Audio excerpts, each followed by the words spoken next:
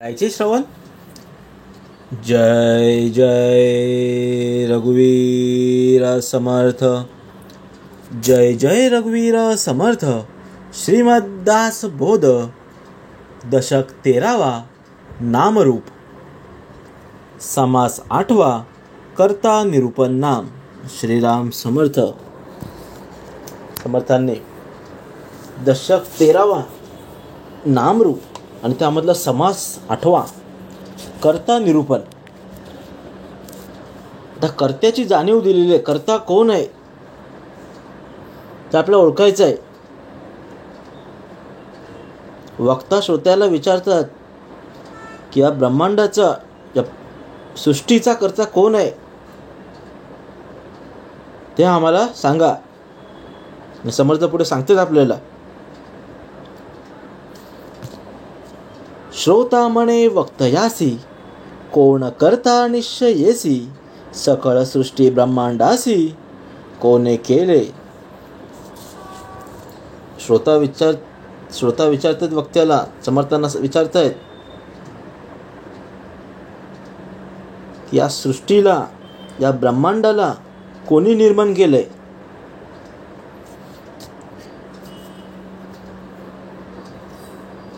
या सर्वांचा कर्ता कोण आहे हे तुम्ही आम्हाला सांगा.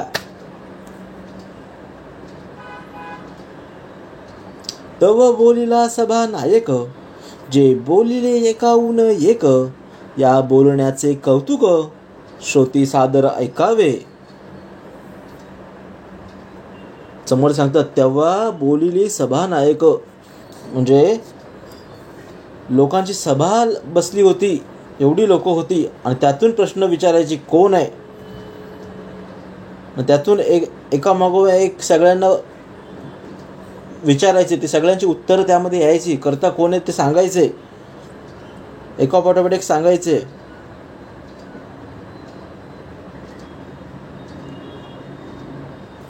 आणि ज्या सभेत बसलेले एकाहून एक हुशार लोक प्रश्नाचे उत्तर देत होते आणि त्यांच्या बोलण्याचे कौतुक समर्थ बोलतात आपल्याला ऐकायचं आहे. एक म्हणता करता देव, एक म्हणती कोण देव, आपुल्याला अभिप्राव, बोलते झाले. त्यातून एक सभेमधून बसलेला मनुष्य होता, जो श्रोता होता, तो समर्थ सांगतोय की हा देव करताय, त्यांनी ब्रह्मांड निर्माण केलंय, त्याच्याशिवाय दुसरा कोणी असू शकत नाही. त्यावर लगेच त्याचा बाजूचा मनुष्य श्रोता तो विचारायला लागला, कोण देव, कोणता देव, कसला देव, कोणता देव. यावर प्रत्येक जण आपापसात अभिप्राय व्यक्त करू लागले. उत्तम मध्यम कनिष्ठ, भावार्थ बोलिली स्पष्ट, आपल्याला उपासना श्रेष्ठ, मानिती जनी. समर्थ सांगतात इथे तिन्ही प्रकारची लोक बसलेले आहेत, उत्तम, मध्यम, कनिष्ठ आणि एक म्हणती कोण देव, म्हणजे ज्याने त्याने आपले देव वाटून घेतलेले आहेत. एक कोणाला अमुक देव, त्याची भक्ती त्याला श्रेष्ठ वाटते, दुसऱ्याला कोणता दुसरा तरी देव श्रेष्ठ वाटतोय, तिसऱ्याला अजून कोणता देव श्रेष्ठ वाटतोय. मग ते उत्तम, मध्यम आणि कनिष्ठ यामध्ये समर्थांनी सांगितलेलं आहे. एक म्हणती कोण देव, आपल्याला अभिप्राव, बोलत जाते. हे सगळे लोक, सगळ्या नावांची 33 कोटी आहेत.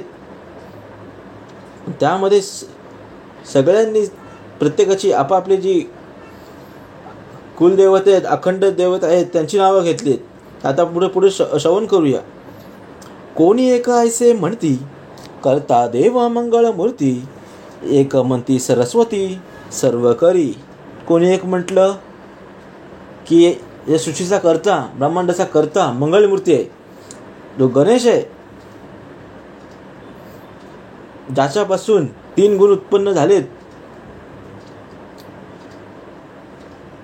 त्याने सृष्टी निर्माण केली. त्याच्यानंतर लगेच बाजूला दुसरा बोलून, नाही, मला वाटतं हे सरस्वती देवीने केलेले आहे. हे सर्व सृष्टी, हे सर्व ब्रह्मांड हे सरस्वती देवीने निर्माण केलेले. तर प्रत्येकांच्या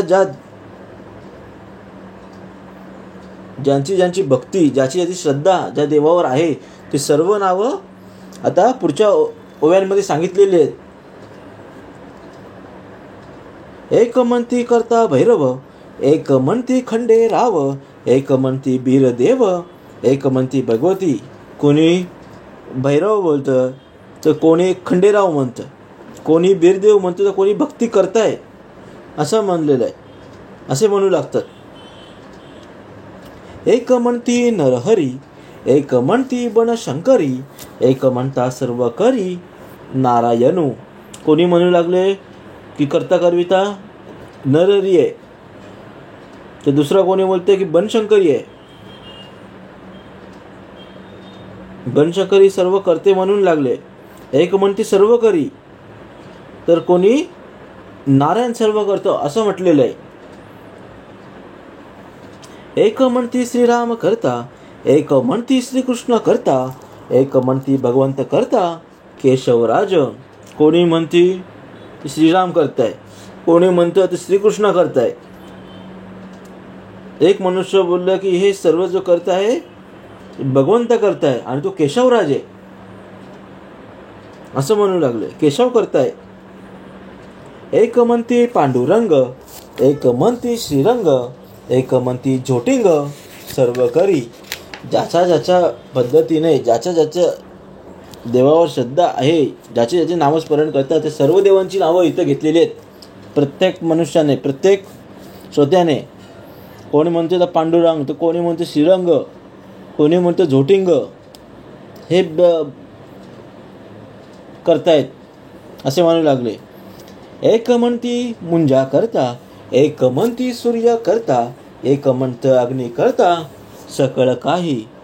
काही म्हणू लागले की हे मुंजा करतायत, काही बोलू लागले की पंचतत्व आहेत त्यामध्ये सूर्य करताय, एक कोणी म्हणू लागलं की अग्नी करताय, त्याच्यामुळे सृष्टी निर्माण झालेली आहे.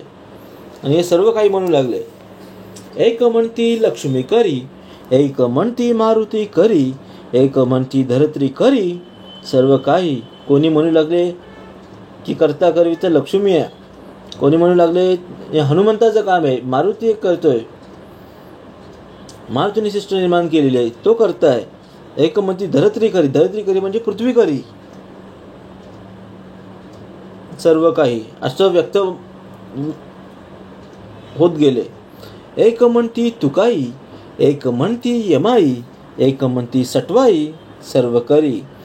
कोणी तुकारामाला, तुकाईला, तर कोणी यमराजाला, यमाईला, कोणी सटवाईला करता ठरवले.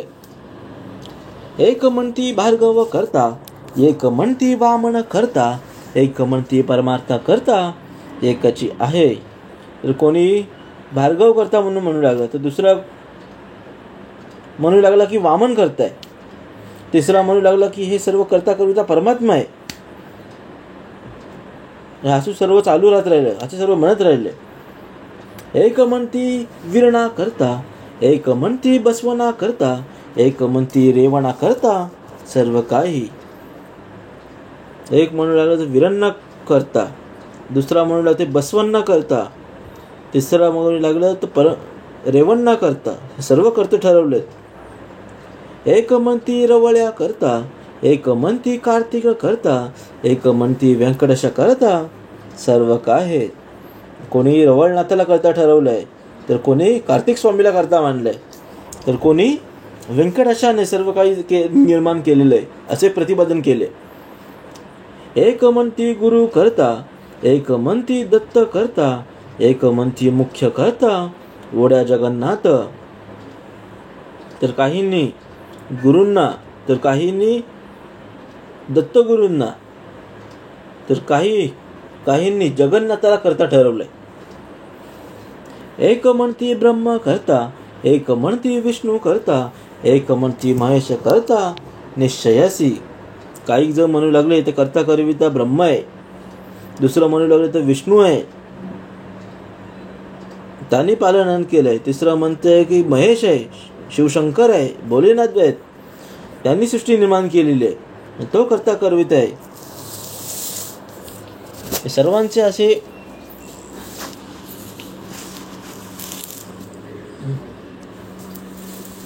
सांगितलेलं आहे. एक म्हणती पर्जन्य करता, एक म्हणती वायो करता, एक म्हणती करुणा अकर्ता, निर्गुण देव. कोणी पर्जन्याला देव म्हटलेलं आहे, करता म्हटलेलं आहे, तर कोणी वायूला म्हटलेलं आहे करता. एक म्हणती करुण अकर्ता, निर्गुण देव. म्हणजे समोर सांगतात कोणी निर्गुण देवच करुण अकर्ता आहे असं म्हणू लागले. निर्गुण आहे, निराकारी आहे.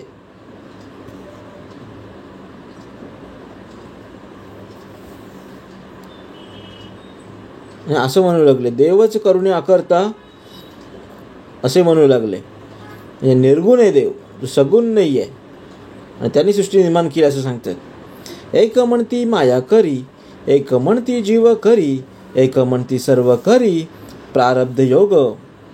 कोणी म्हणते हे सर्व माया करते, दुसरे म्हणू लागले तर कोणी हे जीव करते, तर तिसरं कोणी म्हणू लागले हे सर्व प्रारब्ध योगाचं काम आहे, तोच सर्व करतोय असं म्हणू लागले. एक म्हणती प्रयत्न करी, एक म्हणती स्वभाव करी, एक म्हणती कोण करी कोण जाणे. एक म्हणतोय ते हे सर्व प्रयत्नाने होते, तर कोणी स्वभावाला करता ठरवलेलं आहे, तर कोणी म्हणू लागलं की आम्हाला करता कोणी माहीत नाही आहे, आम्हाला त्याचा थांगपत्ता नाही आहे. ऐसा कर्त्याचा विचार, पुसता भरला बाजार, कोण आता कोणाचे उत्तर खरे मानावे. इथे समर्थांनी सर्वांची उत्तर ऐकून घेतली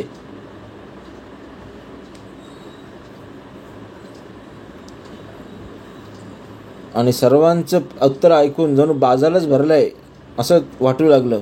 कोणाचं उत्तर आता खरं मानावे हा प्रश्न उपस्थित झालाय.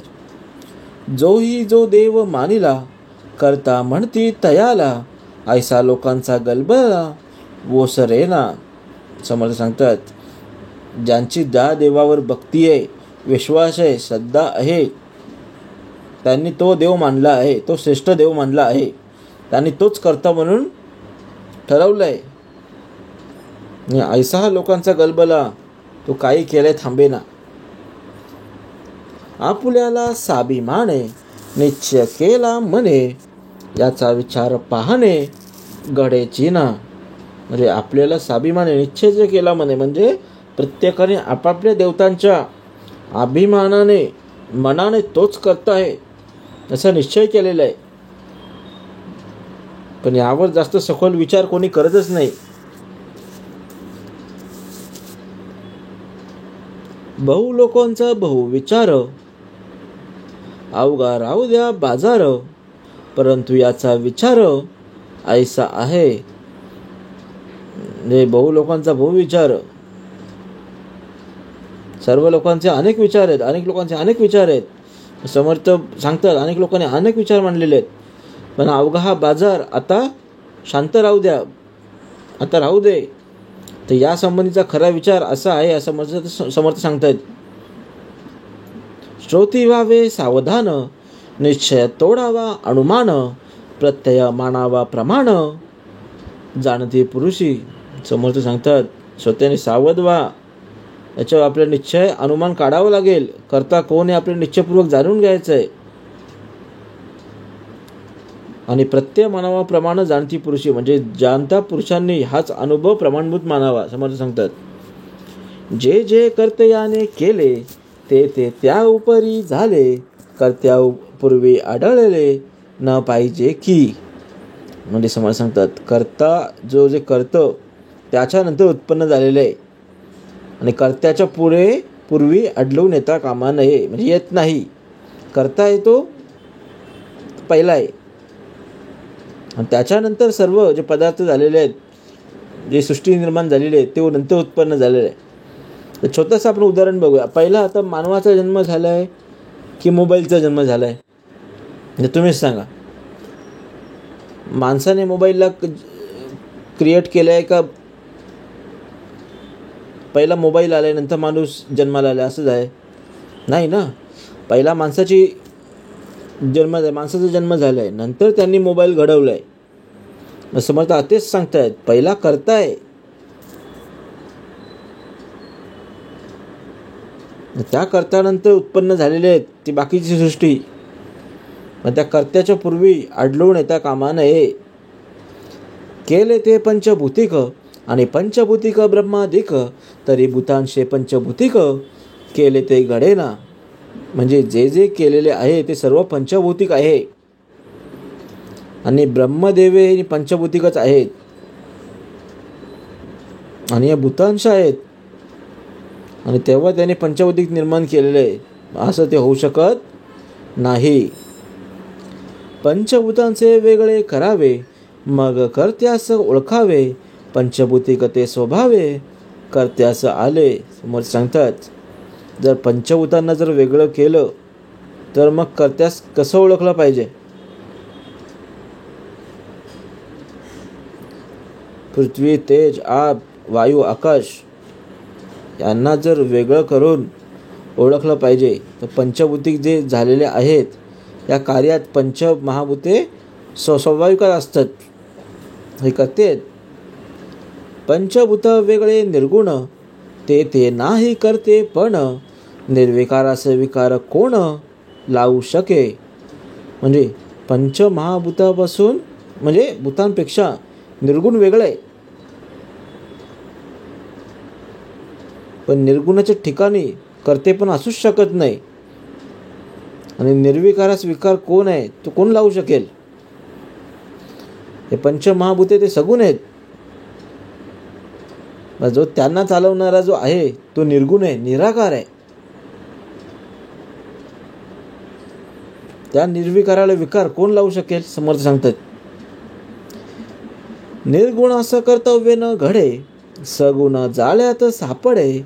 आता कर्तव्यता कोणकडे, बरे पहा. म्हणजे निर्गुण असं कर्तव्य न घडे, म्हणजे निर्गुणाच्या ठिकाणी कर्तृत्व नसते. आणि जो सगुण असेल तर सगुण ते झालेला समाविष्ट होते. मग आता कर्तृत्व कोणाकडे जाते ते पाहायचं आहे. सांगतात, बरे पहा. तर पहा, लटक्याचा करता कोण, हे पुसण्याची अप्रमाण. म्हणून ह्याची प्रमाण, जे स्वभावाची झाले. लटक्याचा करता कोण, हे पुसण्याची अप्रमाण. म्हणजे जे आभासात्मक आहे त्याचा करता कोण हे विचारणंच अयोग्य आहे. समर्थ सांगतात, म्हणून हेच प्रमाण मानावं लागेल की ते आपोआप झाले.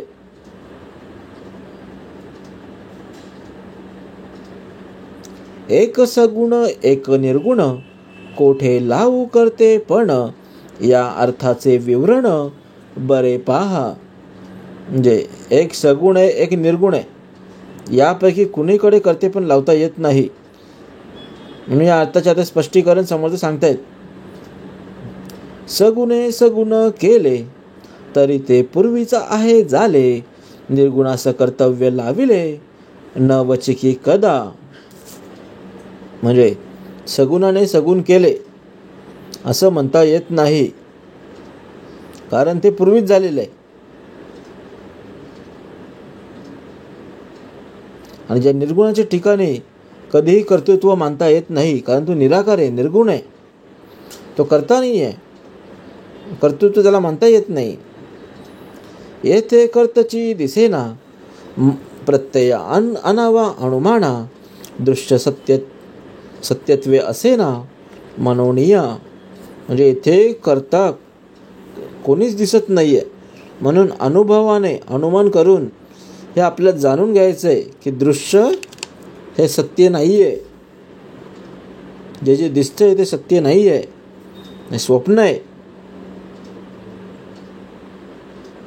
जसं आपण रात्री झोपता आपल्याला स्वप्न पडतोय की आपण ताजमहाल आपण बांधलेला आहे, त्याच्या इथून प्रवास करतोय. आपण या इमारतीमध्ये 27व्या माळ्यावर राहतोय असं आपण स्वप्नामध्ये पाहतोय. जर उठलं तर आपण अंथरुणातच बघतोय की काहीच नाही, हा स्वप्न होतं, हे खोटं आहे, हे मिथ्य आहे. म्हणून समोर सांगतात, हे सर्व दृश्य हे सत्य नाही आहे, हे भ्रम आहे. केलीची ती अवघेची लटिके, तरी करता कोण हे बोलण्याचे फिके, वक्ता मन रे विवेके, बरे पहा. समोर सांगतात, जे जे केलेले असं म्हटलं जात आहे ते सर्व मिथ्या आहे, भ्रम आहे, खोटं आहे. म्हणून त्याचा करता या बोलण्याला अर्थच काही उरत नाही. आणि वक्ता म्हणतोय, जरा नीट विवेकाने विचार करून बघा. समोर सांगतायत, बरे पाहता प्रत्यय आला, तरी का करावा गलबला, प्रचिता आलिया आपणाला, अंतर्यामी. म्हणजे नीट विचार जर केला तर आपल्याला प्रत्यय येतो. तो उगीच आपण गलबला कशाला करायला पाहिजे. आपल्याला अंतर्यामी प्रचिती येते. जर विवेकाने विचार केला तर आपल्याला अंतर्यामी प्रचिती येईल. आता असो हे बोलणे, विवेकेतेची हे जाणे, पूर्वपक्ष लागे उडवणे, एरवी अनुर्वाच्य. समजतं असो, हे आता बोलणे आता राहू दे, भरपूर झाले. पूर्वपक्ष लटिका आहे, त्याचे खंडन आपल्याला करावंच लागेल, अन्यथा हे सर्व अनिर्वचनीय आहे. आणि हे जाणायला विवेकच लागतो.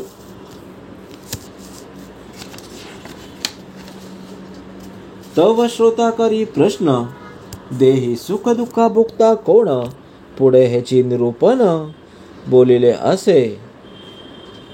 यावर श्रोत्याने लगेच प्रश्न विचारला की देहामध्ये सुख दुःख भोगता कोण असतो, म्हणजे कोणाला सुख मिळतं कोणाला दुःख मिळतं, याचा भोगता कोण आहे सुख दुःखाचा, ते आम्हाला सांगा. समोर सांगतात ते आम्ही पुढील समासात सांगितलेलं आहे. असं समोर सांगतात, तव श्रोता करी प्रश्न, दुःख देही सुख दुःख भोगता कोण, पुढे याचे निरूपण बोलिले असे. इति चिदासबोधे गुरु शिष्य संवादे, करता निरूपण नाम समास 8वा. जय जय रघुवीर समर्थ.